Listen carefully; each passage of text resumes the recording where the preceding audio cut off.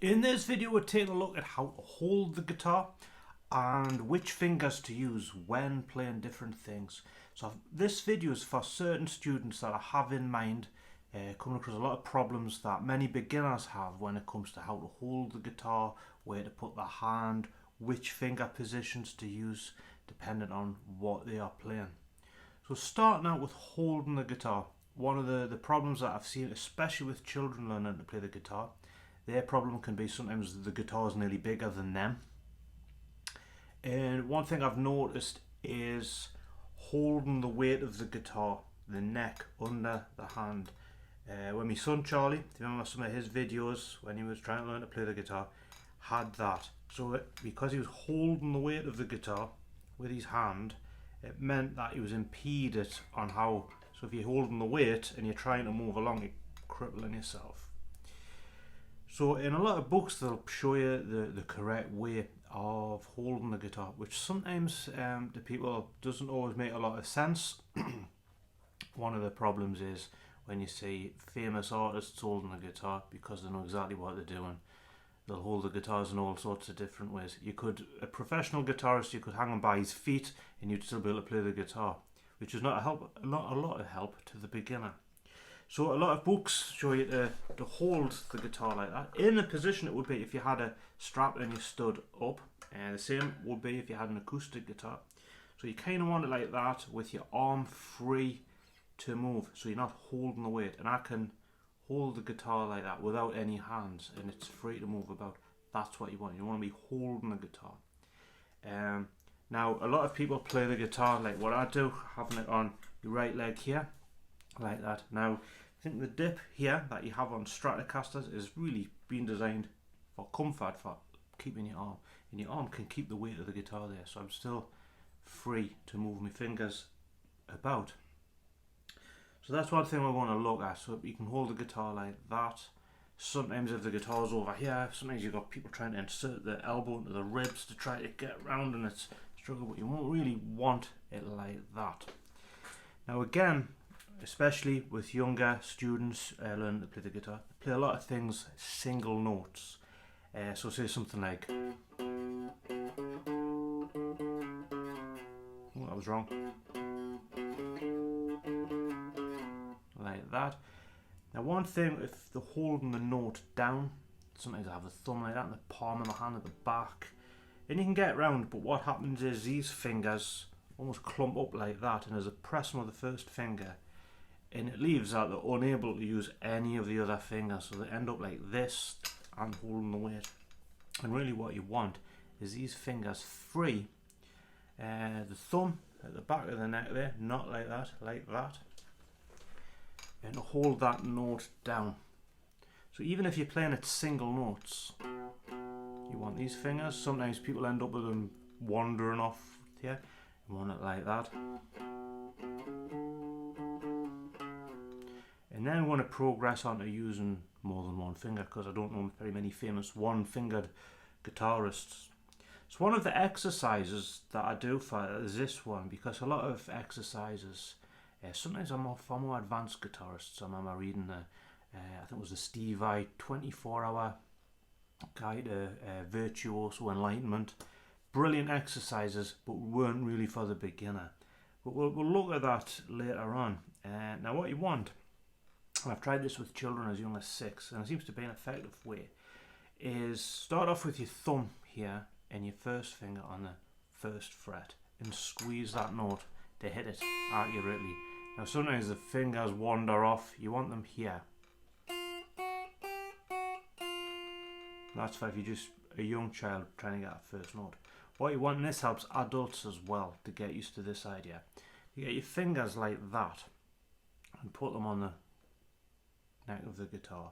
Your thumb is here like that, and you want to go like that. And what a lot of people do is they go, you don't want that, because you want minimal amount of movement. So it's surprisingly a lot more, it's not as easy as it looks. Some people think, oh, I can do that, and then they get mixed up. And what you want to be able to do is go, move up with your first finger, move up again with your first finger. You don't really want to take this finger off.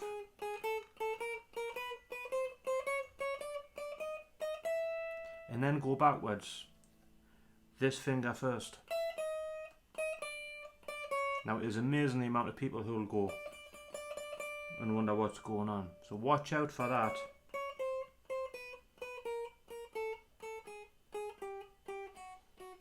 Now if this video is going a little bit fast, rewind it and watch it again. So I'm kind of going to quite quickly as to what to do.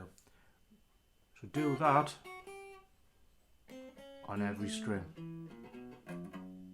See how many fingers going there? There shouldn't be, there should be around here. And then as you progress, 3 fingers.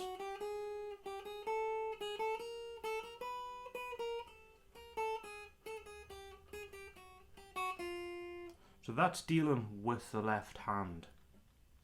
When it comes to the right hand, if you've been learning to strum, your hand's probably been very free, up and down like that. Then when it comes to hitting individual notes, your hand's still a bit floaty. What you want for that, especially if you're using a pick, is really this part of the guitar. Obviously you might have a fixed bridge, you might be on an acoustic guitar, but in this case, right here on the bridge, the ball of your wrist right there, kind of rest it on there. It doesn't have to be super glued down, but you want that motion.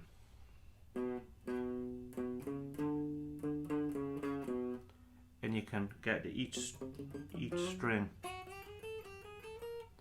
And your picking is down, up, like that. And that's going to help you considerably, because if your hand's floating and the guitar moves about, you don't know where the strings are. But when your hand's anchored, you know where they are by feel. Even if the guitar's moving about, it's still in exactly the same place, and that's kind of what you're looking for. As you progress from playing everything with one finger, you want to be able to do this. So in the case of satisfaction, and something like that. This is a kind of rule that I use with a lot of people, like to guide them as to what fingers to use. Some people start off with that finger. The lowest, in this case, you're going from the 2nd to the 4th to the 5th. So if you look at the guitar tab, the lowest number would be 2, the highest number would be 5. So first finger is for the 2nd fret. So your first finger is for the lowest number. Your middle finger would be for anything on the 3rd fret. Your ring finger, anything on the 4th fret. Your little finger, anything on the 5th fret. And that'll keep you, it kind of keeps form. You can do see it with things like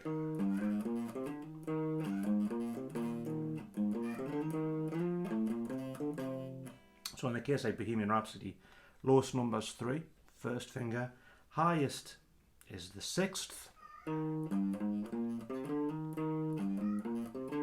So I'm using each finger, and then as it moves up, the lowest number is the 5th, the highest number is the 8th, and I'm in that position.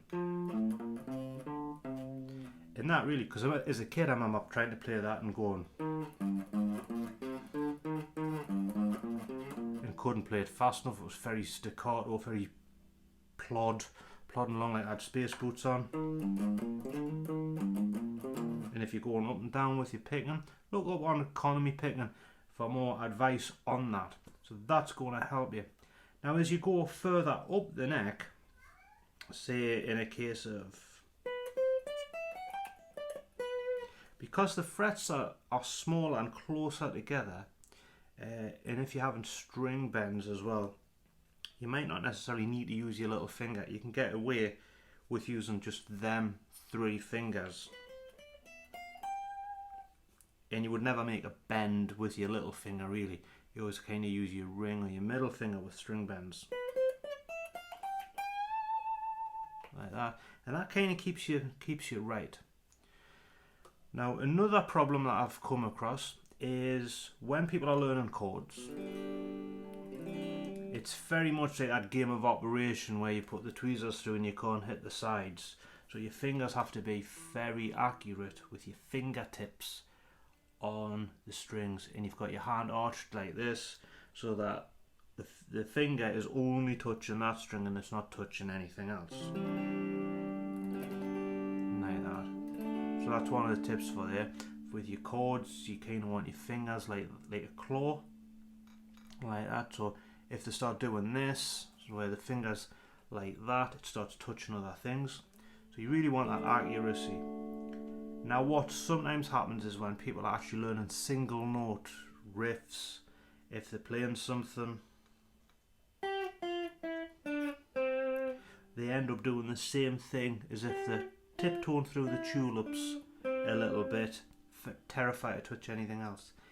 It doesn't really matter if you're only hitting single notes. You can be a little bit more relaxed, not necessarily the fingertip. Like in this case, when I'm hitting that note, I'm touching this string, but it doesn't matter because I'm not going to be hitting it.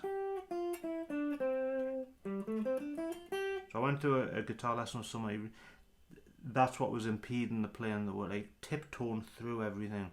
Once they like relaxed the hand a little bit, weren't too worried about touching other things, touching other strings, then it made everything flow a lot easier. So I kind of hope that helps with a lot of the problems that certain people come across, especially for beginners. If you want to look at further like string exercises, that I think it's 24 hours or maybe 48 hours to Virtuoso Enlightenment by Steve. I remember the beginning.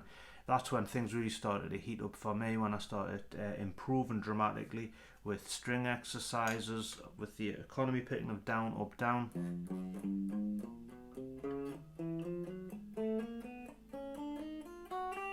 And then backwards.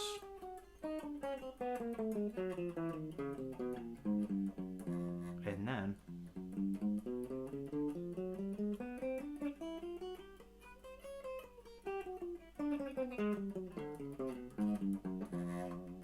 bit of fret buzz on there. And then with the Steve Vai one, it got where it was really like doing almost like tongue twisters.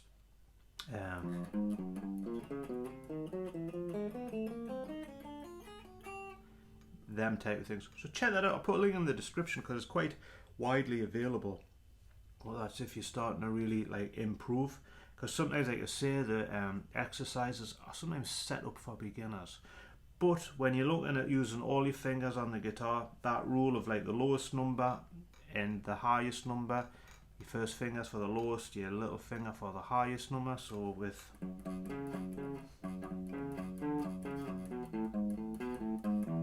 it stops you getting like mixed up and helps your muscle memory a great deal. So always use that method and it will help. One that I came across with a student recently was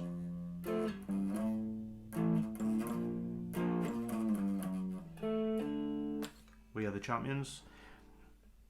Hold the F chord properly. It goes from F through the G note to A minor to B flat.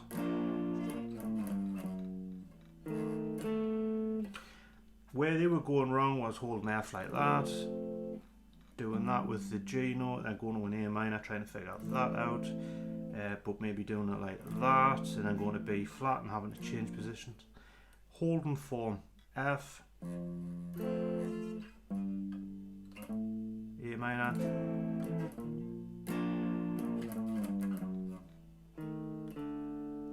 meant that it was a lot smoother, so I just had.